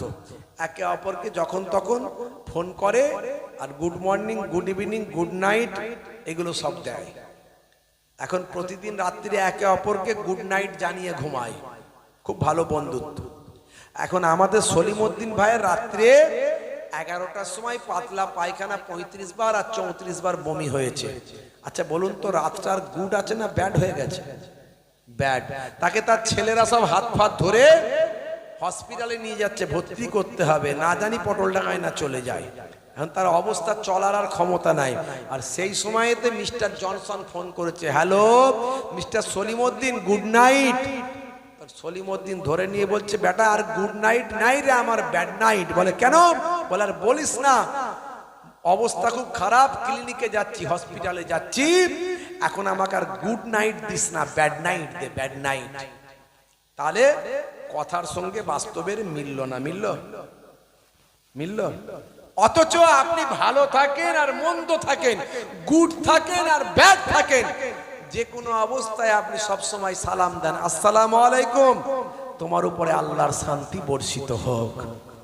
ভালো থাকলেও শান্তি বর্ষিত হোক, খারাপ থাকলেও শান্তি বর্ষিত হোক। তাহলে কথাটার মধ্যে বাস্তবতা আছে না নাই? সব কিছু এইরকম সব। মায়েরা যখন ভাত চেক করে দেখে হাঁড়ির ভাতটা হয়েছে নাকি, একটা ভাত টেপে না একসঙ্গে অনেক ভাত টেপে? কটা? একটা টিপে বুঝতে পারে যে হাঁড়ির ভাত হয়ে গেছে। আমি আপনাদের কটা উদাহরণ দিলে আপনারা বুঝবেন, একটা দিলেই কাফি, আরো অনেক আছে। হে তরুণ যুবকেরা, হে আমার বন্ধুরা, শুনে রেখে দিন বাবা, জেনে রেখে দেন। হে মুসলমান, একটু লক্ষ্য করুন, মুসলমানের উপর 5টি হক। ওয়াইত্তেবাইল জানাইজ, যদি জানাজা হয়, কোন মানুষ যদি মারা যায়, সেই জানাজায় অংশগ্রহণ করো। আল্লাহর নবীর হাদিস, জানাজায় অংশগ্রহণ করতে হবে। কিতাবের মধ্যে এসেছে, যদি কোনো ব্যক্তি জানাজায় অংশগ্রহণ করে, আমার আল্লাহ ওই বান্দার নামাজ আমলে উহুদ পাহাড় পরিমাণ সওয়াব দান করে দেন। তবে জানাজার নামাজটা ফরজে কিফায়া, ফরজে আইন নয়। এলাকা থেকে কিছু মানুষ যদি জানাজায় অংশ নেয়, সারা এলাকার মানুষের হক আদায় হবে। আর পুরো এলাকা থেকে সবাই যদি বয়কট করেন, প্রত্যেক এলাকাবাসীর নামাজ আমলে গোনা লেখা হবে। এটা হচ্ছে ফরজে কিফায়া, ফরজে আইন নয়। ফরজে আইন হলো নামাজ, ইন্ডিভিজুয়াল, প্রত্যেককে আদায় করতে হবে। হে তরুণ যুবকেরা, ওয়াইজাবাতুদ দাওয়াত, কেউ আপনাকে আমন্ত্রণ করলে সে আমন্ত্রণ গ্রহণ করা, এটা হলো এক ভাই আর এক ভাইয়ের উপর দায়িত্ব, কর্তব্য, হক। অর্থাৎ ইসলামে যা কিছু শেখানো হচ্ছে সবগুলোই ভালো, একটাও মন্দ নাই। যে বুঝে না সে বোঝে না, বুঝলে পোজ পাতা, আর না বুঝলি তো তেজ পাতা। না বুঝলে ভুল ব্যাখ্যা, কথা ঠিক না বল। অতাসমিয়াতিল আতিস, এর মানে হলো 5 নাম্বার হক যেটা, সেটা হলো হ্যাচ্চ করে হাঁচি হলে হাঁচির জবাব দেওয়া আপনার কর্তব্য, দায়িত্ব। কেউ হ্যাচ্চ করলে কি বলে? আলহামদুলিল্লাহ। কি বলে? যারা বলে আলহামদুলিল্লাহ। আর আপনি যদি পাশে থাকেন, সে আলহামদুলিল্লাহ বললো যখন, হ্যাচ্চ করলো, আপনি কি বলবেন? বলেন, অনেক শুনেছেন, সারা জীবন শুনছেন, বলেন যে হাঁচির জবাব, যে ব্যক্তি হাঁচ্চ করলো আলহামদুলিল্লাহ বললো, তার জবাবে আপনি কি বলবেন? পাশে আছেন, কি বলবেন? বলেন। রাগ করছেন নাকি? হুজুর এ আবার কেমন হচ্ছে? আপনাকে ওয়াজ করতে নিয়ে এসেছেন, আবার জিজ্ঞাসা কেন করছেন? আপনি আপনারটা ডিউটিটা করে দিয়ে চলে যান।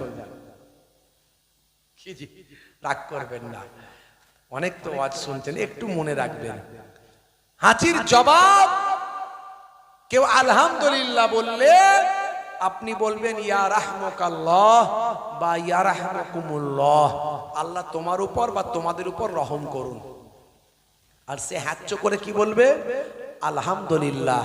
আলহামদুলিল্লাহ মানে কি? সমস্ত প্রশংসা মহান আল্লাহর, জোরে বলুন। এখন বিজ্ঞানী বলছে, হে মাওলানা সাহেব, আপনাদের নবী নামাজ শিখিয়েছে, নামাজের মধ্যে আমরা দেখছি ভালো ব্যায়াম আছে।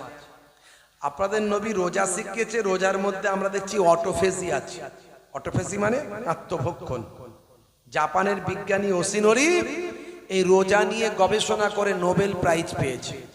নোবেল প্রাইজ, সারা পৃথিবীর বিখ্যাত প্রাইজ, যেটা আমাদের কবিগুরু বিশ্বকবি রবীন্দ্রনাথ ঠাকুর গীতাঞ্জলি লিখে পেয়েছিলেন। সেই নোবেল প্রাইজ পেলেন কে? জাপানের বিজ্ঞানী ওসিনোরি। কি নিয়ে? না, রোজা নিয়ে গবেষণা করলো। তিনি নাম দিলেন রোজাটাকে অটোফেজি, যেটাকে আমরা বলি ফাস্টিং। অনেকে বলে ফাস্টিং, অনেকে বলে উপবাস, আমরা বলি রোজা, সিয়াম পালন, সওম পালন, শুকিয়ে থাকা। এটাকে বিজ্ঞানী তার ভাষায় বলছে অটোফেজি। অটোফেজি মানে আত্মভক্ষণ। তিনি গবেষণা করে দেখলেন, আরে বাপ রে বাপ, 15 ঘন্টা 16 ঘন্টা মুসলমানরা না খেয়ে থাকে, পানিও খায় না এক ঘট। এতে কি হচ্ছে? বলছে অটোফেজি, আত্মভক্ষণ হচ্ছে।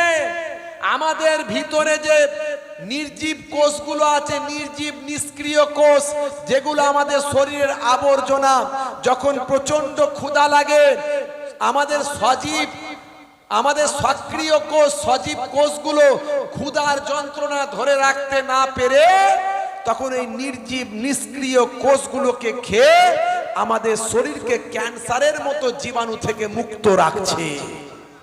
জোরে হবে না? এর নাম দিয়েছে অটোফেজি, আত্মভক্ষণ। হ্যাঁ, বিজ্ঞানী বলছে, মাওলানা সাহেব, আপনাদের নবী যা শিখিয়েছে সবের মধ্যে সায়েন্স আছে। নবী শিখিয়েছে যে রাতের বেলা যখন ঘুমাবে কোন দিকে কাত হয়ে ঘুমাবে? বলেন বলেন। ডান দিকে কাত হয়ে ঘুমাবে। বিজ্ঞানী বলছে এর মধ্যেও সায়েন্স আছে। বাম দিকে থাকে হার্ট। বাম দিকে কি থাকে?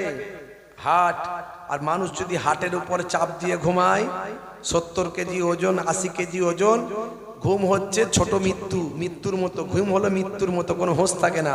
দেখবেন ঘুমের মধ্যে অনেকে ফুটবল খেলে, খেলে না? খেলে না? অনেকের ইচ্ছা মেসির মতো খেলোয়াড় হবে, বুঝতে পারছেন? মেসির মতো ফুটবলার হবে।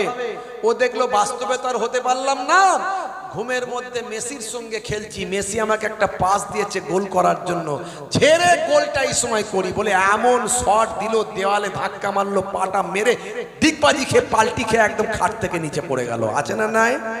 ঘুমের মধ্যেও মেসি হয়ে যায় কেউ না কেউ, আছে না নাই? ঘুম হলো মৃত্যুর মতো বাপ। হ্যাঁ, সারা শরীরের ওয়েটটা যদি এই হার্টেতে পড়ে, ব্লাড সার্কুলেশন। হার্টের কাজ কি? হার্টের কাজ হলো ব্লাডকে পাম্পিং করে শরীরের বিভিন্ন অর্গানগুলোতে পৌঁছে দেওয়া, মাথা থেকে পা পর্যন্ত পৌঁছানো, ব্লাড সার্কুলেশন করা।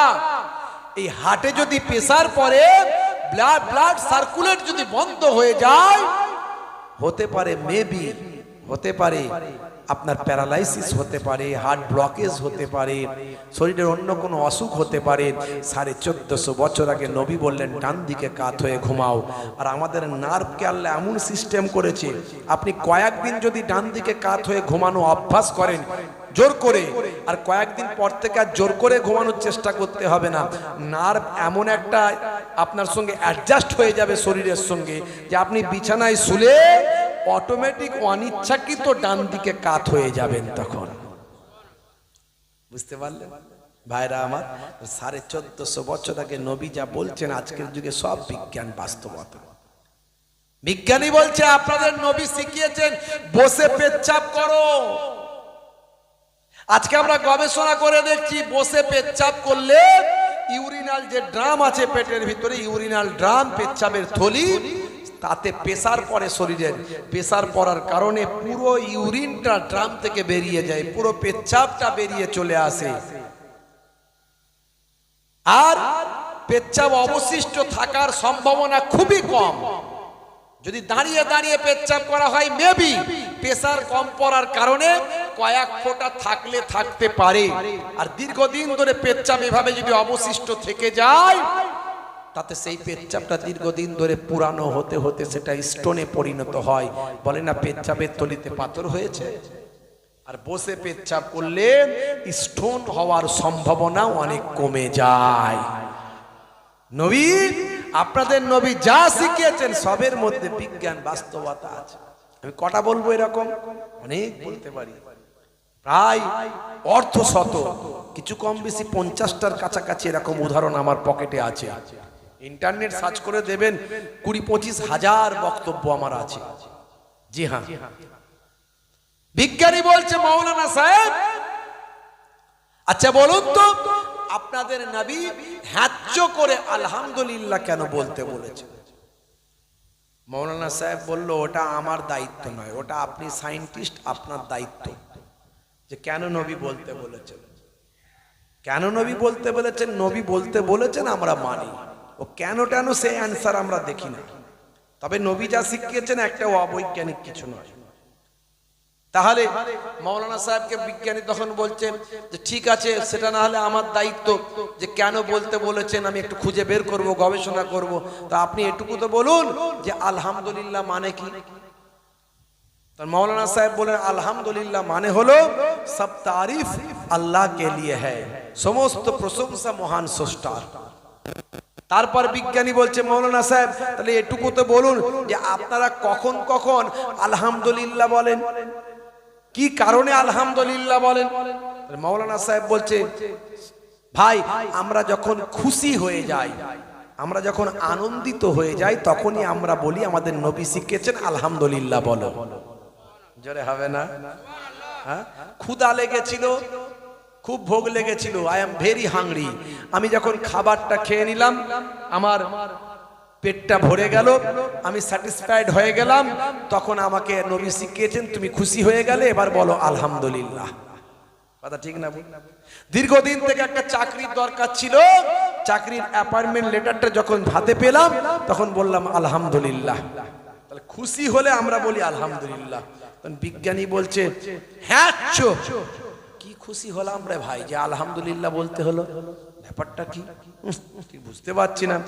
তাই বিজ্ঞানী বলছে, না না, নবী যা শিখিয়েছেন ফালতু কিছু শেখার নেই। মুসলমানদের নবী মহাবিজ্ঞানী, নিশ্চয়ই গবেষণা করে দেখতে হবে। হে তরুণ যুবকেরা, হে আমার বন্ধুরা, শুনে রেখে দিন বাবা, জেনে রেখে দেন। বিজ্ঞানী ল্যাবরেটরিতে গেলেন, তিনি গবেষণা শুরু করলেন যে হ্যাজ্য করার মধ্যে কি খুশি আছে, হাঁচির মধ্যে আবার কি খুশি হওয়া যায়। হে তরুণ যুবকেরা, দীর্ঘদিন ধরে গবেষণা করে দেখলেন যখন হ্যাজ্য করা হয় শরীর থেকে, এই হ্যাজ্য করার সঙ্গে সঙ্গে অনেক জীবাণু বেরিয়ে যায়, শরীরটা অনেক সুস্থ অনুভব হয়, অনেক ফ্রেশ মনে হয়। এরই খুশিতে আল্লাহর নবী আলহামদুলিল্লাহ শিখিয়ে দেয়। জোরে হবে না? এই হাঁচ্চ করলে শরীরটা ফ্রেশ হয় না? হয় না? কেউ হাঁচ্চ করার সময় তার মুখের সামনে একটু হাতটা এ করে দেন, দেখবেন না পারবে ফেলতে, না পারবে গিলতে, মাথা খারাপ হয়ে যাবে তখন। তাহলে এই হাঁচ্চটা করলে শরীর অনেক ক্লিয়ার অনুভূতি হয়। সায়েন্স বলছে এতে অনেক জীবাণু বেরিয়ে যায়। এই জন্য যখন হ্যাচ্চ করবেন কারো মুখের সামনে করবেন না, কাপড় চাপা দিয়ে করবেন বা অন্যদিকে মুখটা ঘুরিয়ে করবেন, যাতে আপনার জীবাণু অন্যের শরীরে না যায়। জোরে বলুন সুবহানাল্লাহ। হে তরুণ যুবকেরা, 1450 বছর আগে আল্লাহর নবী যা শিখিয়েছেন সবের মধ্যে সায়েন্স আছে, বিজ্ঞান আছে। মুসলমানের উপর 5টা হক, এই হকগুলো পালন করলে এর মধ্যে বাস্তবতা আছে, সায়েন্স আছে। শুধু তাই নয়, ঘুম থেকে ওঠা থেকে ঘুমাতে যাওয়া পর্যন্ত যা কিছু আপনি করেন সবের মধ্যে সায়েন্স আছে, বিজ্ঞান আছে। হে তরুণ যুবকেরা, আজ থেকে আপনাকে প্রতিজ্ঞা করুন, কোরআন যদি সত্য হয়, নবী যদি সত্য হয়, আমি তো মাত্র কটা উদাহরণ দিলাম, সারা কোরআন মাজিদ যদি আপনি পড়েন, কোরআন মাজিদের কোনো কথা অবৈজ্ঞানিক আপনি কোনো কিছু পাবেন না। দয়ার নবীর কোনো কথা অবৈজ্ঞানিক কিছু আপনি পাবেন না। কোরআন মাজিদ একদিনে অবতীর্ণ হয়নি, দীর্ঘ 23টা বছর ধরে অবস্থার পরিপ্রেক্ষিতে একটু একটু করে অবতীর্ণ হয়েছে। কোরআন মাজিদের কোনো আয়াত নিয়ে, কোনো বাক্য নিয়ে যদি আপনার কোনো ডাউট হয়, আপনি সেই আয়াতের আগে আর পরে পড়বেন, কোরআন মাজিদের যে ডাউটটা আপনার হয়েছে সেই ডাউটটা দূরীভূত হয়ে যাবে। অথচ কোরআন মাজিদে আপনি যা পড়বেন সবের মধ্যে সায়েন্স পাবেন, বিজ্ঞান পাবেন। আমি অনেক উদাহরণ দিয়েছি কোরআন মাজিদ থেকে, অনেক উদাহরণ দিয়েছি, আমার কাছে রাখা আছে। বেশি কথা বলতে গেলে সময় অনেক যাবে, সংক্ষেপ করব, বেশি লম্বা চওড়া করব না, খুব সংক্ষেপে আলোচনা।